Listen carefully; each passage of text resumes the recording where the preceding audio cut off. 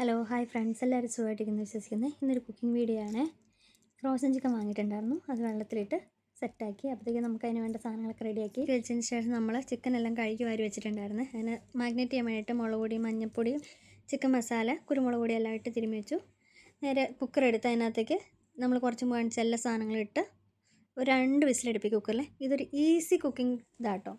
കാരണം വെച്ചാൽ അതിൽ നേരം വാട്ടിക്കൊണ്ടിരിക്കാനൊന്നും അതിനുള്ള ടൈം ഇല്ലാത്തതുകൊണ്ടും ക്ഷമയില്ലാത്തതുകൊണ്ടും അതങ്ങ് സ്കിപ്പ് ചെയ്ത് ഇങ്ങനെയാണ് ഉണ്ടാക്കുന്നത്. ആ നേരം കൊണ്ട് ചിക്കൻ ഒന്ന് ഷാലോ ഫ്രൈ ചെയ്തെടുക്കും കേട്ടോ. പിന്നെ ചിക്കൻ വറുത്ത എണ്ണയിലേക്ക് കുക്കറിനകത്ത് എല്ലാം കൂടെ ആവി പോയി കഴിയുമ്പോൾ ഇട്ടൊന്ന് വാട്ടിയെടുത്തിട്ട് മുളക് പൊടി, മഞ്ഞൾപ്പൊടി, മല്ലിപ്പൊടി, ചിക്കൻ മസാല, കുരുമുളക് പൊടി, ഞാൻ കുറച്ച് ചില്ലി ഫ്ലേക്സും കൂടി ഇട്ടുന്നുണ്ട്. എനിക്ക് ഭയങ്കര ഇഷ്ടമാണ് കേട്ടോ. അതും ഇട്ട് നന്നായിട്ടൊന്ന് വാട്ടിയെടുക്കും കേട്ടോ. ഒരു ജസ്റ്റ് ഒന്ന് വാട്ടിയെടുക്കത്തേ ഉള്ളേ. ഉപ്പ് ഇടണം കേട്ടോ, ആവശ്യത്തിന് മറന്നുപോയേ. ഒന്ന് വാട്ടിയെടുത്തതിന് ശേഷം ജസ്റ്റ് ഇതിടുക, ചിക്കൻ ഇടുക.